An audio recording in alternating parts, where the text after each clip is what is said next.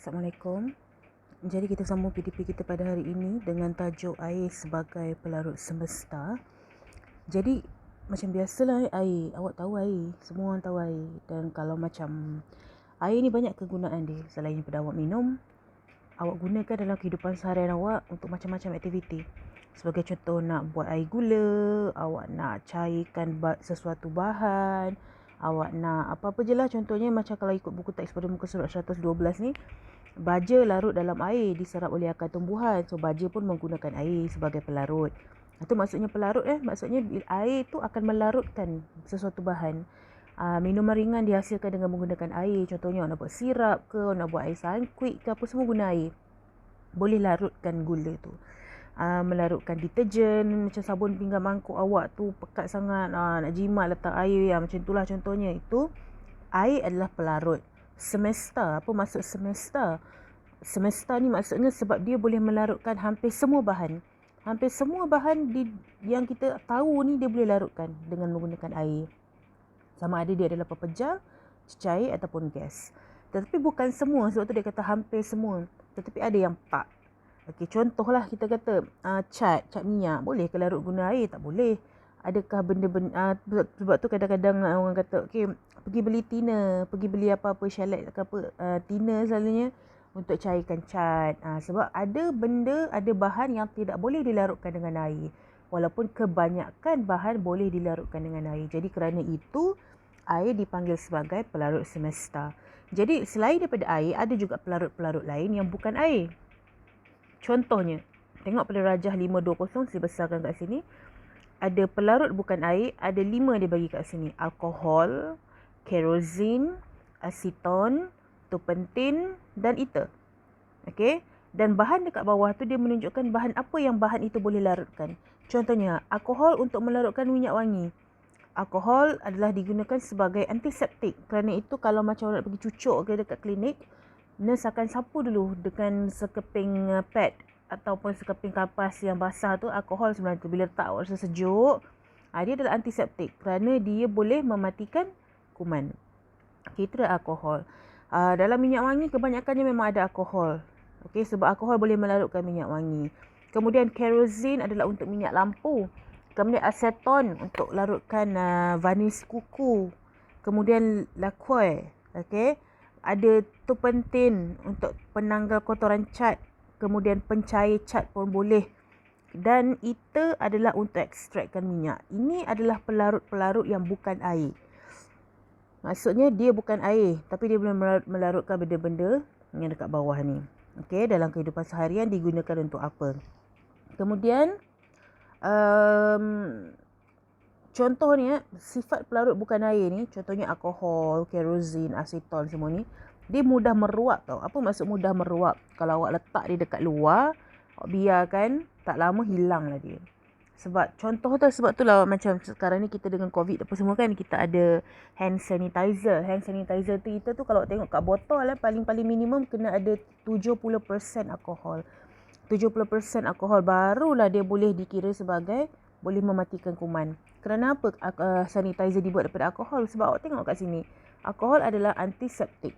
So bila diguna alkohol letak dekat awak punya tangan, sapu dan sebagainya, jadi kita nak kuman-kuman yang ada pada tangan kita tu mati. Tapi kena ada banyak alkohol. Sebab tu 70% paling kurang untuk kita buat kita punya hand sanitizer.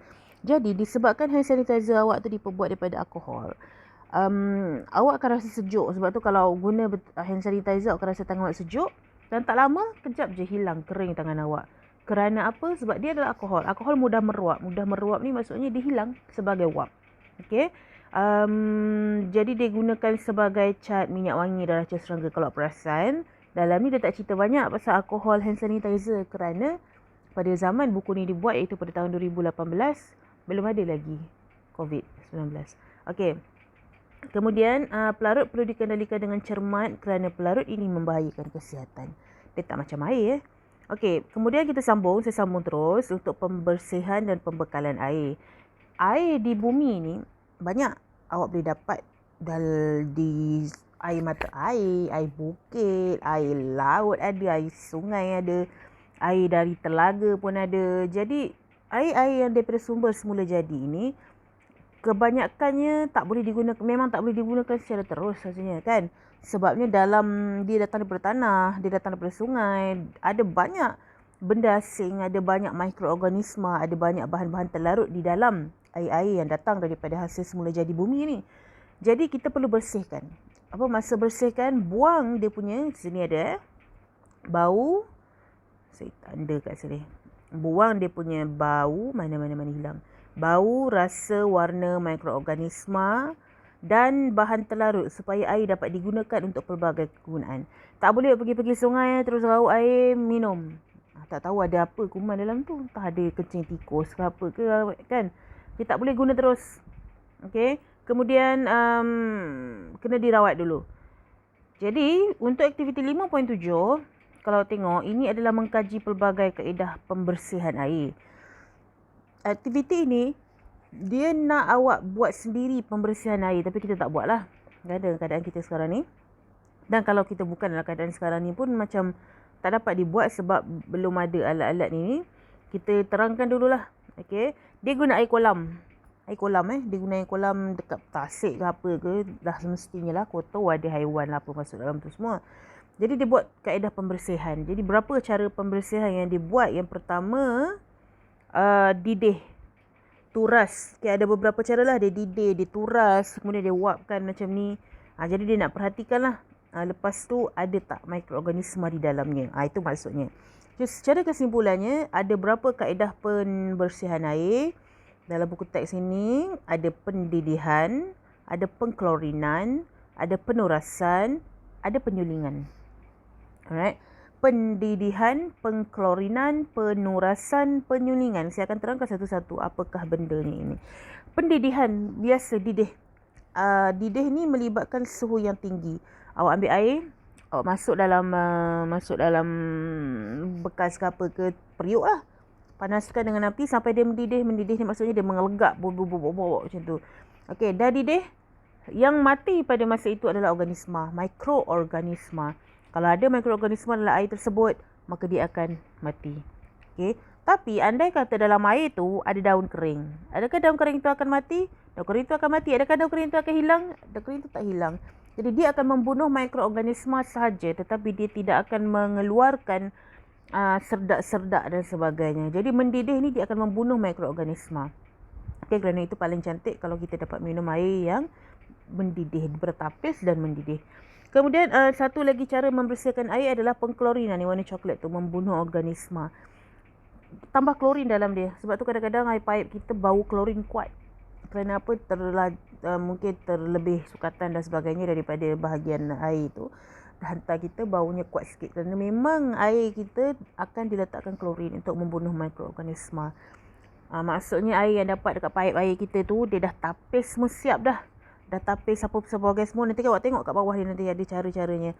Lepas dah tapis apa semua siap, nanti dia mesti masukkan klorin. Okey, untuk membunuh. Dan sampai kat kita, nanti kita didihkan lagi sekali. So, barulah bersih. Okey, penurasan. Penurasan ni maksudnya dia turas. Okey, apa maksud turas?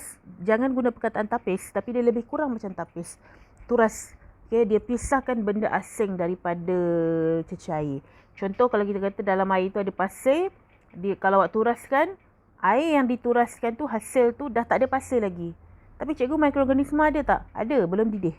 Maksudnya turas ni kerja dia cuma pisahkan benda asing terampai. Itu sahaja. Penyulingan. Okey, penyulingan ni dia adalah paling boleh hilangkan semua. Kalau awak suling, awak boleh singkirkan benda terampai, awak boleh singkirkan bahan terlarut dan awak boleh bunuh mikroorganisma. Sebab dengan menyuling, awak bukan ambil air tu, awak akan ambil uap air dia. Okey, sebagai contoh yang ini ya. Ini adalah penyulingan ni, Rajah 5.21 ni. Awak akan ambil air dia. Sebagai contoh macam ni lah, awak ambil air sungai yang ada daun kering ke pasir, awak letak dalam periuk. Awak tutup periuk tu. Awak panaskan air tersebut dengan api, dengan inilah dapur gas. Tutup periuk tu. Awak dapat bayangkan tak? Ada periuk, ada air sungai yang ada daun dalam tu, ada pasir dalam tu. Awak tutup periuk tersebut, buka api. Kumpulkan air yang naik pada periuk, tutup periuk tu. Kumpulkan air yang ada pada tutup periuk. Air suling tu lah. Itu namanya air suling. Air yang terhasil daripada proses pengawapan. Itu air suling. Apa yang ada dekat air suling tu? Air suling tu adalah wap air. Wap air tak ada rasa, tak ada benda asing, tak ada benda terlarut. Mikroorganisma pun tak ada kat situ. Itu adalah air suling. Kita ambil wapnya. Bukan bahannya, kita ambil wap yang naik dekat atas dan terkumpul itu.